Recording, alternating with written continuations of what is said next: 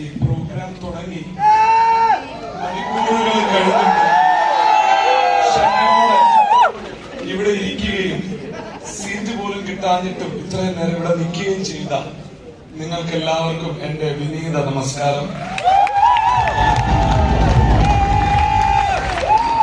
എന്നെ ഈ പ്രോഗ്രാമിന് ഇൻവൈറ്റ് ചെയ്ത എന്റെ സംഘാടകര് ശ്രീ ജീവൻ, ശ്രീ അലി, പ്രിയപ്പെട്ട കൊളീഗ്സ്, ഇവിടെ കൂടിയിരിക്കുന്ന ബഹുമാന്യരായ നിങ്ങൾക്ക് ഓരോരുത്തർക്കും എന്റെ പേരിലും ഞാൻ ഒരു സ്വാഗതം ആശംസിക്കുന്നു.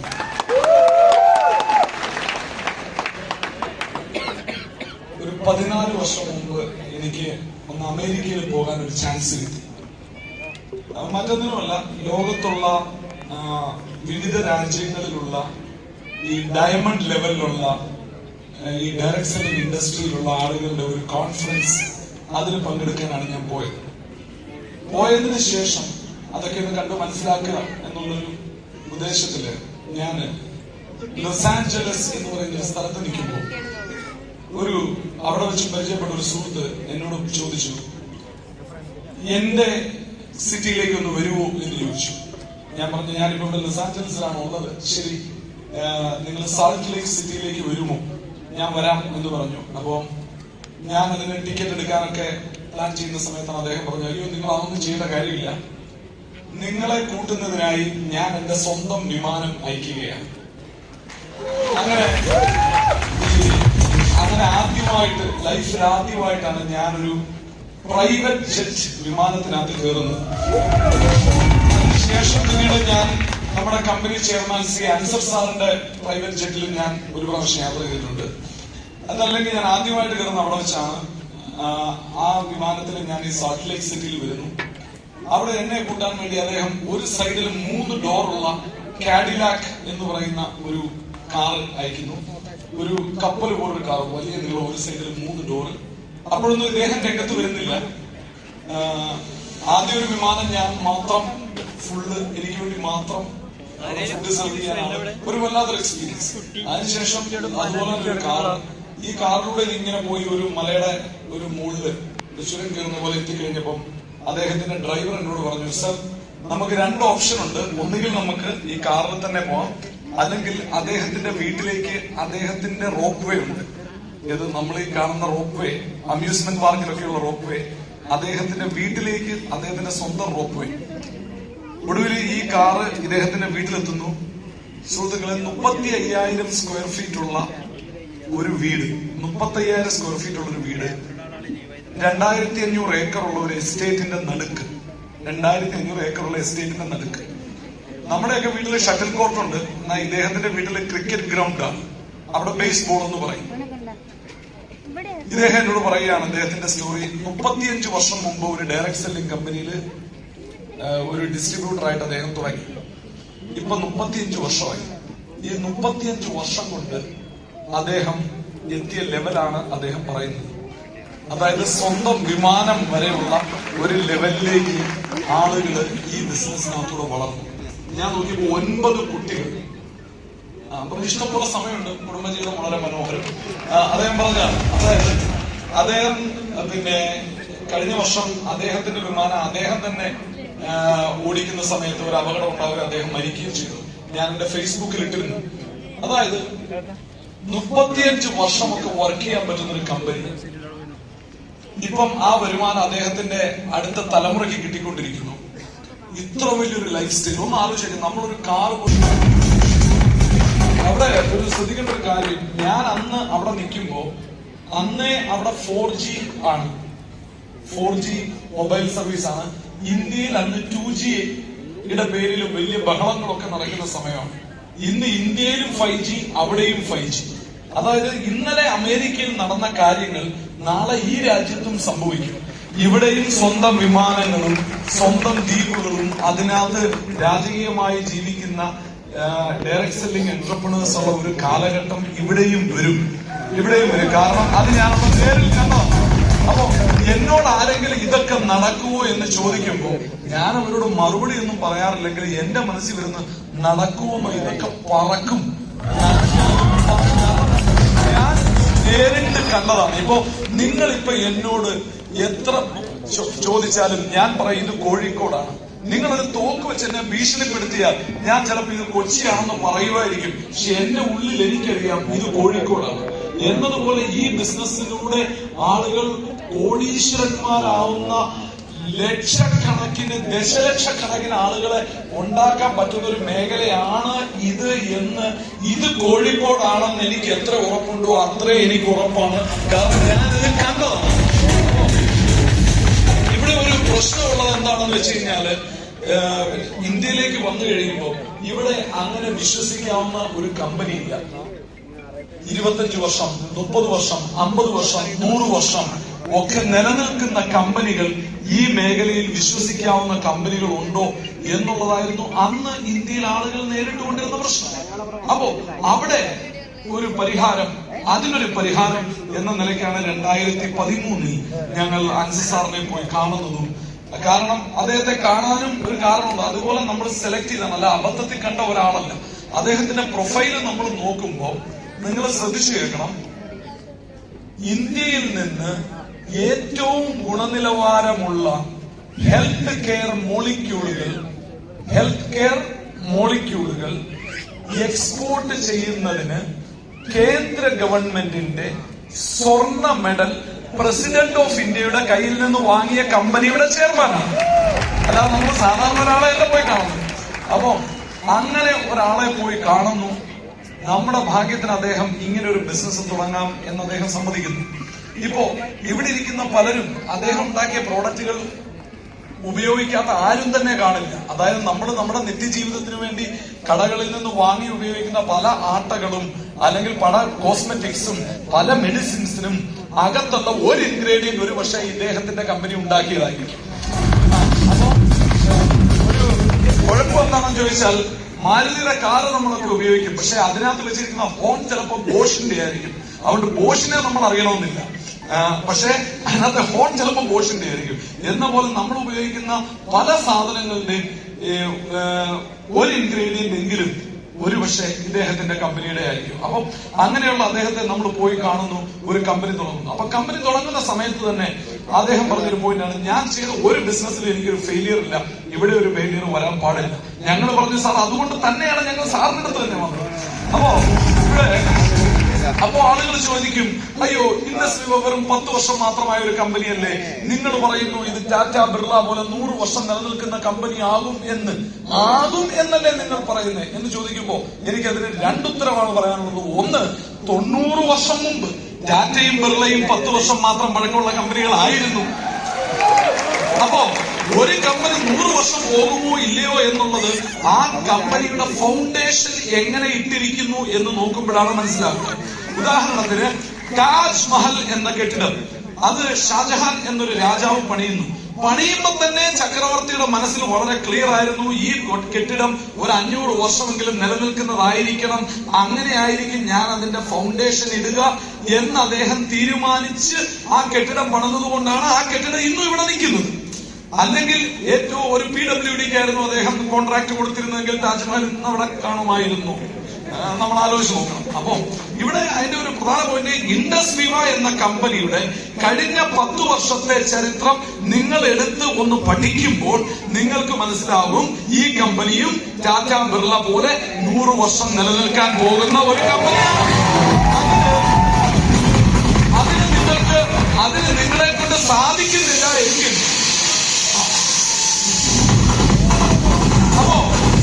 അപ്പോൾ ഇവിടെ ശ്രദ്ധിച്ചു കേൾക്കണ്ട, അതിന് നിങ്ങളെ കൊണ്ട് സാധിക്കുന്നില്ല എങ്കിൽ നിങ്ങൾ ചെയ്യേണ്ടത്, നിങ്ങൾ പോയൊരു വക്കീലിനെ കാണണം, ഒരു ചാർട്ടേഡ് അക്കൗണ്ടന്റിനെ കാണണം.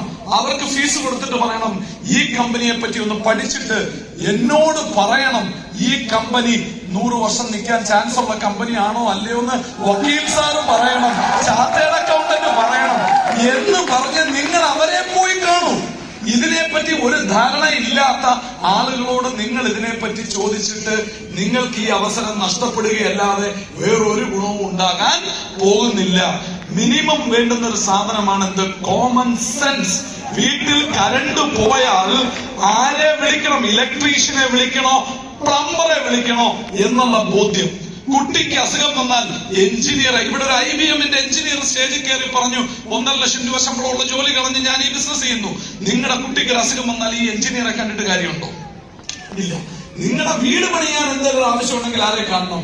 എഞ്ചിനീയറെ കാണണം. എന്നതുപോലെ ഈ കമ്പനിയെ പറ്റിയും ഈ ബിസിനസിനെ പറ്റിയും നിങ്ങൾക്ക് എന്തെങ്കിലും ചോദിക്കാനുണ്ടെങ്കിൽ ഒന്നുകിൽ ഞങ്ങളോട്, അല്ലെങ്കിൽ ക്വാളിഫൈഡ് ആയ ഒരു വക്കീലിനോടോ ഒരു ചാർട്ടേഡ് അക്കൗണ്ടന്റിനോട് ചോദിച്ച് അവര് ഓക്കെ എന്ന് പറഞ്ഞാൽ നിങ്ങൾക്ക് വിശ്വാസം വരണം. നിങ്ങളുടെ വക്കീൽ, നിങ്ങളുടെ ചാർട്ടേഡ് അക്കൗണ്ടന്റ് ഓക്കെ എന്ന് പറഞ്ഞാൽ നിങ്ങൾക്ക് വിശ്വാസം വരണം. എന്നിട്ടും വിശ്വാസം വരുന്നില്ലെങ്കിൽ നമ്മൾ വീട്ടിൽ നിന്നിറങ്ങി പൂട്ടി കാറിൽ കയറി ഒരു സംശയം, വാതിലടച്ചോ? തിരിച്ചുപോയി നോക്കാം. നോക്കി വാതിലടച്ചിട്ടുണ്ട്. ഒന്ന് വീണ്ടും കാറിലിരുന്നു. അപ്പോൾ ഒരിക്കൽ കൂടെ സംശയം, വാതിൽ അടച്ചോന്ന്. അങ്ങനെ ഒരു സംശയം ഉണ്ടെങ്കിൽ പിന്നെ പോകേണ്ടത് എങ്ങോട്ടാണെന്ന് ഞാൻ പറഞ്ഞു തരേണ്ട കാര്യമില്ല. അപ്പോ അതുകൊണ്ട് സംശയത്തിന് വേണ്ടി സംശയിക്കരുത്, സംശയത്തിന് വേണ്ടി സംശയിക്കരുത്. കഴിഞ്ഞ 10 വർഷത്തെ ഈ കമ്പനിയുടെ ട്രാക്ക് റെക്കോർഡ് നിങ്ങൾക്ക് നോക്കിയാൽ നിങ്ങൾക്ക് മനസ്സിലാവും, നിങ്ങൾക്ക് 100 വർഷം വിശ്വസിക്കാൻ പറ്റുന്ന ഒരു കമ്പനി. അപ്പോ അവിടെ നിങ്ങൾ നോക്കണം, അവിടെ നിങ്ങൾ ശ്രദ്ധിക്കണം. അതായത് ഈ കമ്പനിയുടെ 5 ഉൽപ്പന്നങ്ങൾ. എത്ര ഉൽപ്പന്നങ്ങൾ? 5 ഉൽപ്പന്നങ്ങൾ. അപ്പൊ പറയൂ, അയ്യോ 12 വർഷമായ കമ്പനിക്ക് വെറും 5 ഉൽപ്പന്നങ്ങൾ. അങ്ങനെ വരൂ. കാരണം സയന്റിഫിക്കലി വാലിഡേറ്റഡ് ആയ പ്രോഡക്റ്റുകളാണ്. ശാസ്ത്രജ്ഞന്മാർ കുത്തിയിരുന്ന് കണ്ടുപിടിച്ചുണ്ടാക്കുന്ന പ്രോഡക്റ്റുകളാണ്. അങ്ങനെ ഒരു പ്രോഡക്റ്റുകൾ സോപ്പും ചീപ്പും പോലെ ഡെയിലി 2-3 വെച്ച് ഇറക്കാൻ പറ്റില്ല.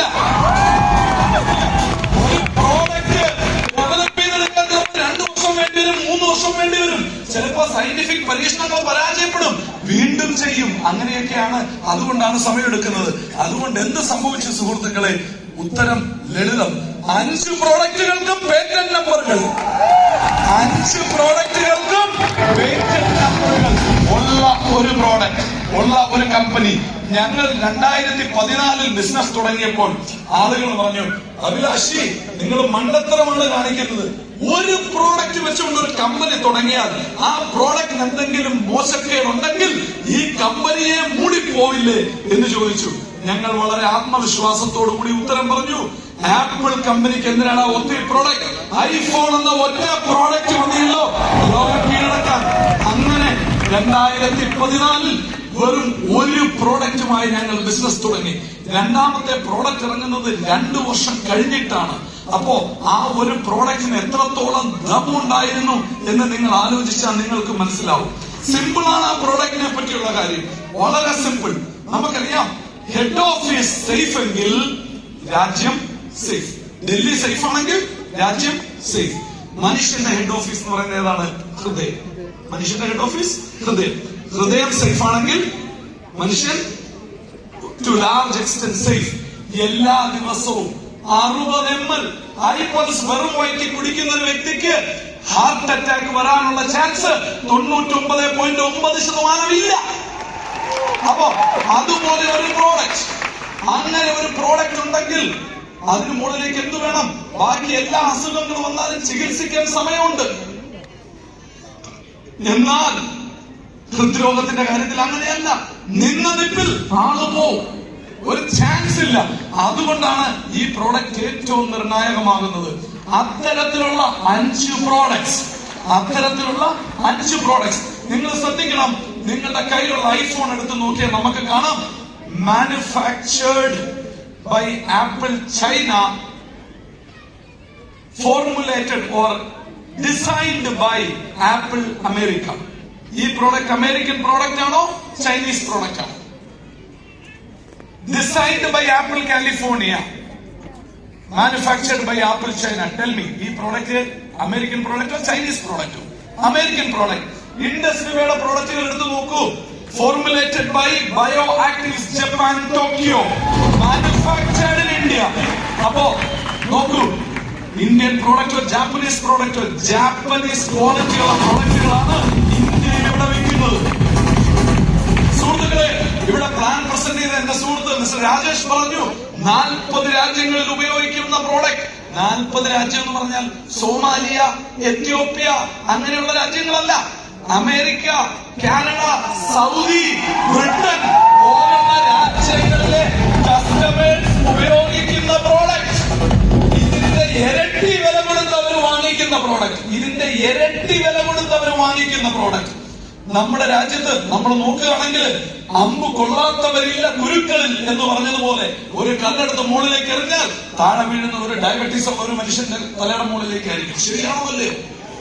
അതാണ് ഇവിടുത്തെ അവസ്ഥ. നിങ്ങളൊന്ന് ആലോചിച്ച് നോക്കിയേ. അങ്ങനെയുള്ള ഒരു നാട്ടിൽ, എല്ലാ മനുഷ്യനും കാപ്പി കുടിക്കുന്ന ഒരു നാട്ടിൽ നമ്മൾ പറയാണ്, നിങ്ങൾ ആ കാപ്പി മാറ്റിവെച്ച് നിങ്ങൾ ഐ കോഫി കുടിക്കൂ. ആ കാപ്പി മാറ്റിവെച്ച് ഐ കോഫി കുടിക്കൂ. 15 ഗ്രാം കാപ്പിപ്പൊടിയുണ്ട് ഒരു സാഷയ്ക്കകത്ത് എന്ന് പറഞ്ഞാൽ 3 കാപ്പി ഉണ്ടാക്കാൻ ഒരു സാഷേ മതിയാവും. അങ്ങനെ ചിന്തിച്ചാൽ 20 രൂപയേ ഉള്ളൂ ഒരു കപ്പ് കാപ്പിയുടെ വില. എത്ര രൂപ? 20 രൂപയുള്ള ഒരു കപ്പ് കാപ്പിയുടെ വില. 20 രൂപയ്ക്ക് ഒരു കാപ്പി കോഴിക്കോട് അങ്ങാടിയിൽ എവിടെ കിട്ടും? മെഡിക്കൽ ബെനിഫിറ്റ് നിങ്ങൾ വിടും, ഡയബറ്റീസിന് അതിലൂടെ കിട്ടുന്ന ബെനിഫിറ്റ് നിങ്ങൾ വിടും.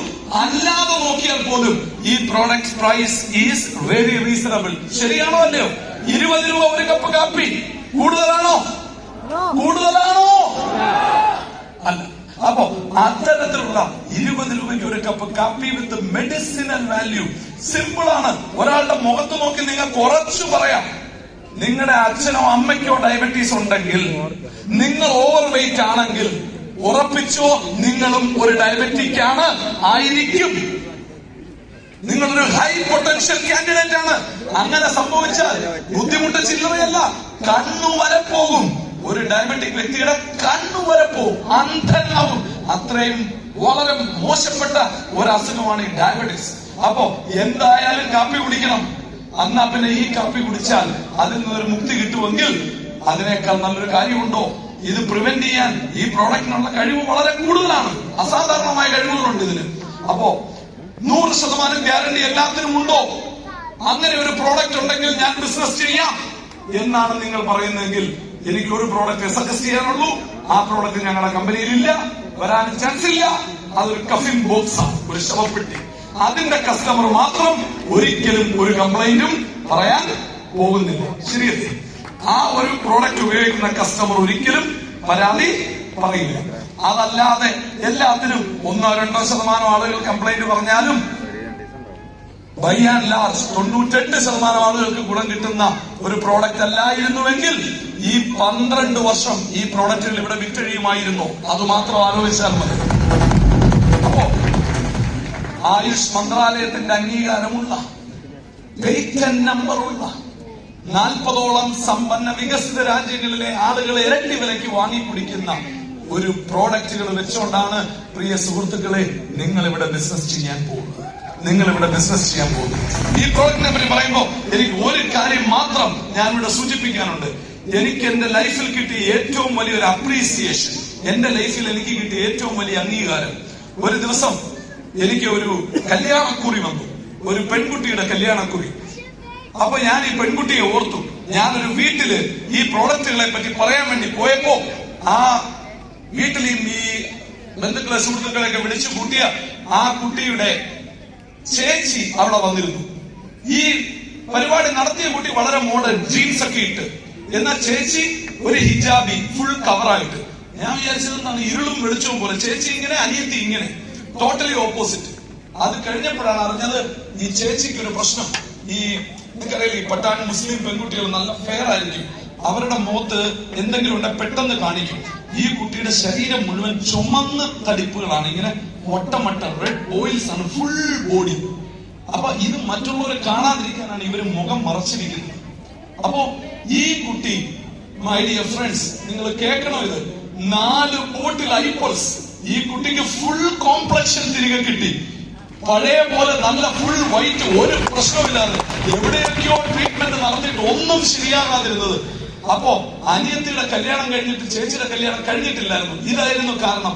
ആ ചേച്ചിയുടെ കല്യാണക്കുറിയാണ് എനിക്ക് കിട്ടിയത്. ആ കുറിയിൽ ഇങ്ങനെ എഴുതിയിരിക്കുന്ന, സ്വന്തം കൈപ്പടയിൽ ഇങ്ങനെ എഴുതിയിരിക്കുകയാണ്, അഭിലാഷ്, നിങ്ങളുടെ product has reinstated my lost dignity.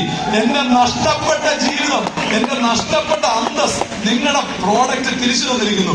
എനിക്ക് ഭയങ്കരമായ അഭിമാനവും സന്തോഷവും. എനിക്ക് എന്ത് ചെയ്യണമെന്ന് അറിയില്ലായിരുന്നു. പഴയ ഹാപ്പി ജാമിന്റെ പരസ്യത്തിൽ പറഞ്ഞ പോലെ ഞാൻ ഇപ്പൊ പിടിച്ചു കയറുമെന്ന് പറഞ്ഞ പോലെ ഒരു സന്തോഷമാണ് എനിക്ക് കിട്ടിയത്. സുഹൃത്തുക്കളെ, നിങ്ങൾ സിമെന്റിന്റെയോ കമ്പിയുടെയോ ഒക്കെ ബിസിനസ് ചെയ്താൽ ഈ സന്തോഷം കിട്ടില്ല. ഇത് ഓരോ മനുഷ്യന്റെ ജീവിത തുടിപ്പുകളുടെ നാണ്യങ്ങളായ പ്രോഡക്റ്റുകളാണ്. അതാണ് ഇതിൽ കിട്ടുന്ന സന്തോഷം. അതുപോലെ തന്നെ മൈ ഡിയർ ഫ്രണ്ട്സ്, നിങ്ങൾ മനസ്സിലാക്കണം. ഞാനൊരു പ്രാവശ്യം, നിങ്ങളിപ്പോ ഇവിടെ മണിപ്പൂർ എന്ന് കേൾക്കുന്നുണ്ടല്ലോ, അവിടെ വർഗീയ കലാപം ഒക്കെ അവിടെ നടക്കുന്ന ഒരു സ്ഥലം. ഈ സ്ഥലത്ത് ഞാൻ ഒരിക്കൽ പോയി. എനിക്ക് ഭയങ്കരമായ ഒരു പേടി എന്റെ ഉള്ളിലുണ്ടായിരുന്നു. കാരണം ട്രൈബൽ ആളുകളാണ് അവിടെ ഉള്ളത്. അവരെങ്ങനെ ബിഹേവ് ചെയ്യുമെന്ന് അറിയില്ല. പോലീസിനൊന്നും അവിടെ വലിയ റോളില്ല. അങ്ങനെ ഇംഫാൽ എയർപോർട്ടിൽ ഇറങ്ങിയതിനു ശേഷം ഞങ്ങൾ വണ്ടിയിൽ ഇങ്ങനെ പോവാണ്. ഒരു ദിവസം മുഴുവൻ യാത്ര ചെയ്ത് കഴിഞ്ഞപ്പോ നിങ്ങൾക്ക് ഗൂഗിൾ ചെയ്യാം. ഞങ്ങൾ ഒരു സ്ഥലത്തെത്തി. ഉക്രൂൾ എന്ന് പറയും. എന്താണ് ഉക്രൂൾ? ബർമയുടെ ബോർഡറിലാണ്. ഒരു വലിയൊരു മലയുടെ മണ്ടേ ഒരു പരന്ന ഒരു പ്രദേശം. ചന്ദ്രനിൽ ചെന്നതുപോലൊരു ഫീലിംഗ്. എവിടെ ചെന്ന പോലെ? ചന്ദ്രനിൽ ചെന്നതുപോലൊരു ഫീലിംഗ്. ഒറ്റ മനുഷ്യരില്ല, ഒരു പച്ചപ്പില്ല, ഒന്നും കാണാനില്ല. എന്റെ ഉള്ളിൽ പോലും എനിക്കൊരു പേടി തോന്നി. ദൈവം, ഇവിടെ എന്താണ് സംഭവിക്കുന്നത്? അവിടെ മൂലയ്ക്ക് ഒരു ചെറിയൊരു ബിൽഡിംഗ് ഉണ്ട്, ഒരു സ്കൂളായിരുന്നു. അവിടെ എത്തിയപ്പോഴത്തേക്ക് അവിടുന്ന് ഇവിടുന്നായി ഒരു 10-40 പേര് അവിടെ വന്നു. കണ്ട ചൈനക്കാരെ പോലെ ഇരിക്കുന്ന കുറെ ആളുകൾ. അപ്പോ ഞാൻ അവിടെ ഒരു മീറ്റിംഗ് ഒക്കെ നടത്തി കഴിഞ്ഞതിന് ശേഷം ഒരു സ്ത്രീ എന്നെ വന്ന് കണ്ടു. ആ സ്ത്രീ എന്നോട് പറഞ്ഞു, അഭിലാഷ്, ഞാൻ ഒരു സിംഗിൾ മദറാണ്. നിങ്ങൾ ഇവിടെ ഒരു സിംഗിൾ മദറിനെ കണ്ടു, അതുപോലൊരു സിംഗിൾ മദർ. ആ സ്ത്രീ എന്നോട് പറയാണ്, ഞാനൊരു സിംഗിൾ മദറാണ്. ഞാൻ ഒറ്റയ്ക്കാണ് എന്റെ കുടുംബം നടത്തുന്നത്.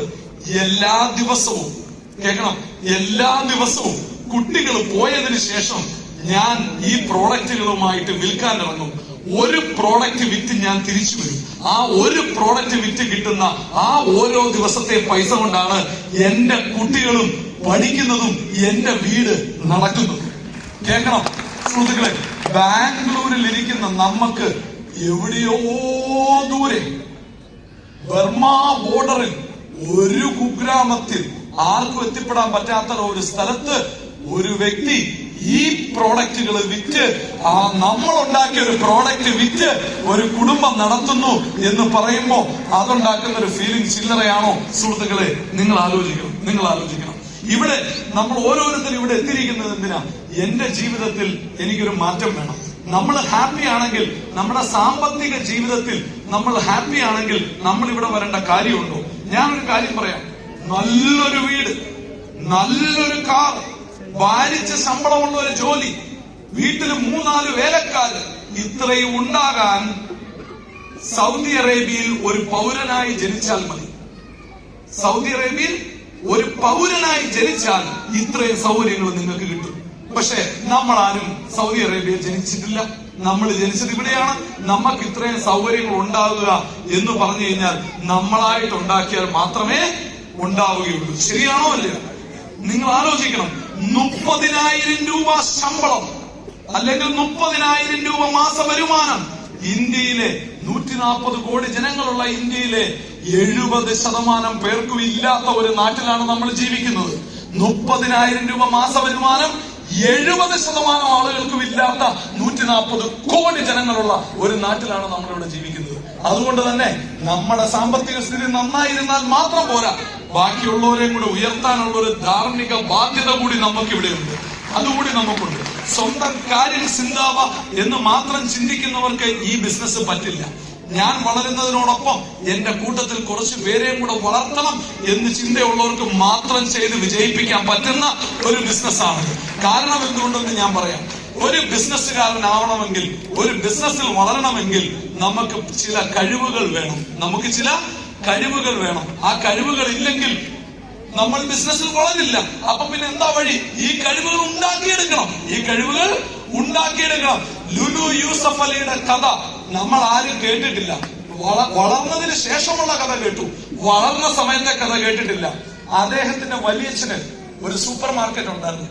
ആ സൂപ്പർ മാർക്കറ്റിലെ സാധനങ്ങൾ ഒരു വണ്ടിക്കകത്ത് എടുത്തു വെച്ച് ആളുകൾ താമസിക്കുന്ന അബുദാബി നഗരത്തിന്റെ പ്രാന്ത പ്രദേശങ്ങളിൽ ഈ വണ്ടിയിൽ കൊണ്ടു നടന്ന വിറ്റാണ് MA യൂസഫ് അലി എന്ന വലിയ ബിസിനസ്സുകാരന്റെ എളിയ തുടക്കം. അത് നമ്മൾ ആരും കാണുന്നില്ല. അദ്ദേഹം ഇവിടെ ഹെലികോപ്റ്ററിൽ വന്ന് ഇറങ്ങി പോകുന്നത് കണ്ടിട്ട് ദൈവമേ നീ ഇത്ര ക്രൂരനാണോ, അദ്ദേഹത്തിന് കൊടുത്തതിന്റെ 10 എനിക്ക് 100 തന്നിരുന്നെങ്കിൽ എന്ന് നമ്മൾ പ്രാർത്ഥിച്ചപ്പോൾ അദ്ദേഹം കടന്നുപോയ വഴികൾ നമ്മൾ കണ്ടില്ല. അപ്പോ ഈ സാധനങ്ങൾ സ്വന്തമായിട്ട് കൊടുക്കാൻ ഉള്ള ഒരു കഴിവ് നിങ്ങൾ ഇവിടെ പ്രവർത്തിച്ചാൽ നിങ്ങൾക്ക് താനേ ഉണ്ടാവും. താനേ ഉണ്ടാവും. നിങ്ങൾക്ക് ബംഗാളി പഠിക്കണോ? ബംഗാളി പഠിക്കണമെങ്കിൽ വെസ്റ്റ് ബംഗാളിൽ പോയി ഒരു 6 മാസം തേരെപ്പാരെ നടന്നാൽ നമ്മൾ ബംഗാളി പഠിക്കും. ശരിയാണോ അല്ലയോ? തെലുങ്കു പഠിക്കണോ? ആന്ധ്രയിൽ പോയി ഒരു 6 മാസം അങ്ങോട്ടും ഇങ്ങോട്ടും നടന്നാൽ തെലുങ്കു പഠിക്കും. ഈ ബിസിനസിന്റെ ഭാഗമായി ഒരു 6 മാസം അങ്ങോട്ടും ഇങ്ങോട്ടും നടന്നാൽ ഈ സാധനം വെക്കാനുള്ള കഴിവ് നിങ്ങൾ പഠിക്കും. അതുപോലെ തന്നെ ഈ സാധനങ്ങൾ വിൽക്കാൻ വേണ്ടി ആളുകളെ ഇതിലേക്ക് കൊണ്ടുവരാൻ നിങ്ങൾ പഠിക്കും. അതിനവർക്ക് ശേഷി ഉണ്ടാക്കി കൊടുക്കാൻ നിങ്ങൾ പഠിക്കും. അങ്ങനെ നിങ്ങൾ പടിപടിയായി വളരും, കൂടെയുള്ളവരെ വളർത്തും. അങ്ങനെ മുന്നോട്ട് പോയി കഴിയുമ്പോൾ ഇവിടെ സൂചിപ്പിച്ചതുപോലെ നിങ്ങൾ ഒരു ദിവസം 1 മണിക്കൂറാണ് വർക്ക് ചെയ്യുന്നതെങ്കിൽ നിങ്ങളുടെ കൂടെ 100 പേരുണ്ടായി കഴിഞ്ഞാൽ ആ 100 പേര് ഒരു ദിവസം 1 മണിക്കൂർ വീതം വർക്ക് ചെയ്യുമ്പോൾ നിങ്ങളുടെ ഒരു ദിവസത്തെ പ്രവൃത്തി മണിക്കൂർ നിങ്ങളുടെ ഓഫീസിൽ 8 ആണെങ്കിൽ വിവാ ബിസിനസ്സിൽ അത് 100ആയി. വിവാ ബിസിനസ്സിൽ അത് 100ആയി. അപ്പോ 100 മണിക്കൂറിന്റെ ആദായം നിങ്ങളെ തേടിയെത്തും. 100 മണിക്കൂറിന്റെ ആദായം നിങ്ങളെ തേടിയെത്തും. അത് മറ്റൊരാളുടെ നഷ്ടത്തിൽ നിന്നല്ല വരുന്നത്. ഒരു മെഴുകുതിരിയിൽ നിന്ന് 100 മെഴുകുതിരി നിങ്ങൾ തെളിക്കുമ്പോൾ ആദ്യത്തെ മെഴുകുതിരിക്ക് എന്തെങ്കിലും നഷ്ടമുണ്ടോ? ആദ്യത്തെ മെഴുകുതിരിക്ക് എന്തെങ്കിലും നഷ്ടമുണ്ടോ? ഇല്ല. അതുപോലെ തന്നെ നിങ്ങൾക്ക് വരുമാനം കിട്ടുന്നത് കൊണ്ട് നിങ്ങളുടെ കൂടെ വരുന്നവർക്ക് വരുമാനം കിട്ടാതെ പോകുന്നില്ല, അല്ലെങ്കിൽ അവർക്ക് വരുമാനം കിട്ടുന്നതുകൊണ്ട് നിങ്ങൾക്ക് കിട്ടാതെ പോകുന്നില്ല. എത്രയോ മനോഹരമായ സുന്ദരമായ ഒരു ആശയം, എത്രയോ മനോഹരമായ സുന്ദരമായ ഒരു ആശയം. അപ്പോ ഇവിടെ വിജയിക്കുക എന്ന് പറഞ്ഞാൽ ഒന്ന് ശ്രദ്ധിക്കണേ. സാക്ഷാൽ എഡ്മണ്ട് ഹിലാരി എവറസ്റ്റിന് മുകളിൽ കയറിയതിനു മുമ്പ് ഒരാൾക്ക് പോലും അതിന് കഴിഞ്ഞില്ല. എന്നാൽ അദ്ദേഹം കയറിയതിനു ശേഷം ഒരുപാട് ആളുകൾ എവറസ്റ്റിന്റെ മുകളിലെത്തി. 2 കാല് ഇല്ലാത്തവർ വെപ്പുകാൽ വെച്ച് വരെ എവറസ്റ്റിന്റെ മുകളിൽ കയറി. അവരൊക്കെ കയറാനുണ്ടായ കാരണം എന്താണെന്നറിയുമോ? ഹിലാരി പോയ അതേ വഴിയിലൂടെ അവരെല്ലാവരും പോയി. ഇവിടെ ആഴ്ചയിൽ 2.5 ലക്ഷം രൂപ മേടിക്കുന്ന നിരവധി ആളുകൾ ഈ ഹോളിൽ നിരന്നിരിക്കുകയാണ്. അവര് പോയ അതേ വഴി, അതേ റൂട്ടിൽ നിങ്ങൾ സഞ്ചരിക്കുമ്പോൾ നിങ്ങളുടെ വരുമാനവും 2.5 ലക്ഷത്തിൽ എത്തുന്നു. സാഹചര്യങ്ങളൊന്ന് നോക്കിക്കേ. സർക്കാർ ജോലി നോക്കിയിരുന്നിട്ട് കാര്യമില്ല. പ്രൈവറ്റ് ജോലിയിൽ നാളെ മുതൽ വരണ്ട എന്ന് പറഞ്ഞാൽ കഴിഞ്ഞു. ഒരു 50-ാമത്തെ വയസ്സിലാണ് നിങ്ങളെ പിരിച്ചുവിടുന്നതെങ്കിൽ നിങ്ങൾക്ക് വേറെ എവിടെയും ജോലി കിട്ടാനും സാധ്യതയില്ല. അതായത് ഒരു പ്രൈവറ്റ് കമ്പനിയിൽ നമ്മൾ ജോലി ചെയ്യുമ്പോൾ ഡെത്ത് സർട്ടിഫിക്കറ്റ് പോക്കറ്റിൽ ഇട്ടുകൊണ്ടാണ് നമ്മൾ നടക്കുന്നത്. എപ്പോ അവര് വരണ്ടെന്ന് പറഞ്ഞാൽ അന്ന് കഴിഞ്ഞുവല്ല. അപ്പോ നമ്മുടെ ജീവിതം വെച്ച് അങ്ങനെ പന്താടാനുള്ളതല്ല. ഗവൺമെന്റ് ജോലി കിട്ടാനില്ല, പ്രൈവറ്റ് ജോലിയുടെ അവസ്ഥ ഇത്. വിദേശ രാജ്യങ്ങളിൽ പോയാലോ അവിടെയെല്ലാം സ്വദേശിവൽക്കരണം വന്നുകൊണ്ടിരിക്കുന്നു. നമ്മളെല്ലാം അവിടെ നിന്ന് ഇങ്ങോട്ടേക്ക് പറഞ്ഞു വിട്ടുകൊണ്ടിരിക്കുന്നു. ഇതാണ് വിദേശങ്ങളിലെ അവസ്ഥ. കാർഷിക മേഖല പൂർണ്ണമായും തകർന്നു കിടക്കുന്നു. വ്യാപാര മേഖല മുഴുവൻ വമ്പന്മാര് വന്ന് റിലയൻസ് ഒക്കെ ഇപ്പൊ ബാർബർ ഷോപ്പ് പോലെ തുടങ്ങിയിരിക്കുകയാണ്. അവരെല്ലാം വന്ന് എല്ലാം അടിച്ചുകൊണ്ട് പോയിരിക്കുകയാണ്. ഈ ഒരു സാഹചര്യത്തിൽ നമ്മുടെ മുമ്പിലുള്ള വഴി എന്താണ്? ഒന്ന് ചിന്തിക്കൂ. നിങ്ങളുടെ വീട്, നിങ്ങളുടെ തൊട്ടടുത്ത വീട്, നിങ്ങളുടെ വീട്, അയൽവാസിയുടെ വീടിന്റെ മുമ്പിൽ നല്ല പൂന്തോട്ടം, നമ്മുടെ വീടിന്റെ മുമ്പിൽ മുൾച്ചെടികൾ, കുറ്റിക്കാടുകൾ. ഇത് രണ്ടും തനിയെ സംഭവിച്ചതാണോ? അല്ല. അയൽവാസി പൂന്തോട്ടം നട്ട് നനച്ച് വളർത്തിയെടുത്തു. നമ്മൾ ഒന്നും ചെയ്തില്ല. അപ്പൊ എന്തായി? നമ്മുടെ വീട് കുറ്റിക്കാടായി. നമ്മൾ എന്തെങ്കിലും ചെയ്തില്ലെങ്കിൽ നമ്മുടെ സാമ്പത്തിക സ്ഥിതിയും കുറ്റിക്കാടായി മാറും, പൂന്തോട്ടമായി മാറില്ല. തന്നെ ഒന്നും ഉണ്ടാവില്ല. നമ്മളായിട്ട് ഇറങ്ങി എന്തെങ്കിലും ചെയ്യണം. സമ്പന്നർ കൂടുതൽ സമ്പന്നരും ദരിദ്രർ കൂടുതൽ ദരിദ്രരുമാകുന്ന ഒരു കാലഘട്ടത്തിലാണ് നമ്മൾ ജീവിക്കുന്നത്. ഒരു 5 വർഷം കഴിയുമ്പോൾ കാര്യങ്ങൾ വളരെ മോശമാവും. നമ്മുടെ ഇന്ന് നാട്ടിലുള്ള മിഡിൽ ക്ലാസ് ഇല്ലാതെയാകും. ഒന്നുകിൽ സമ്പന്നൻ അല്ലെങ്കിൽ ദരിദ്രൻ. ദരിദ്രരാകാൻ നമ്മൾ ഒന്നും ചെയ്യണ്ട. എന്റെ സുഹൃത്ത് ഫവാസ് പറഞ്ഞ പോലെ വെറുതെ എഴുതാ മതി, നമ്മൾ ദരിദ്രനായിക്കോട്ടെ. പക്ഷെ നമ്മൾ എന്തെങ്കിലും ആകണമെങ്കിൽ, നമ്മൾ സമ്പന്നനാകണമെങ്കിൽ നമ്മളായിട്ട് പൂന്തോട്ടം നട്ട് നനച്ച് വളർത്തേണ്ടി വരും. അതിന് നമുക്ക് എവിടെ അവസരം? അതിനെവിടെ അവസരം? ഞാൻ സൂചിപ്പിച്ചല്ലോ, ബാംഗ്ലൂരിൽ ഇരുന്ന് ഉക്രോൾ വരെ ചെയ്യാവുന്ന ബിസിനസ് ഈ കോഴിക്കോട് ഇരുന്നുകൊണ്ട് നിങ്ങൾക്ക് ഭാഷ ഏരിയ പരിമിതികളില്ലാതെ രാജ്യം മുഴുവൻ നമുക്ക് ചെയ്തെടുക്കാവുന്ന ഒരു ഓപ്പർച്യൂണിറ്റിയാണ് നമ്മളുടെ കയ്യിൽ ഉള്ളത്. മൈ ഡിയർ ഫ്രണ്ട്സ്, ഈ കമ്പനി തുടങ്ങുന്ന സമയത്ത് ആളുകൾ പറഞ്ഞു 6 ആഴ്ച പോവില്ല. ഇപ്പം 600 ആഴ്ച പോയി. ഇപ്പൊ 600 ആഴ്ച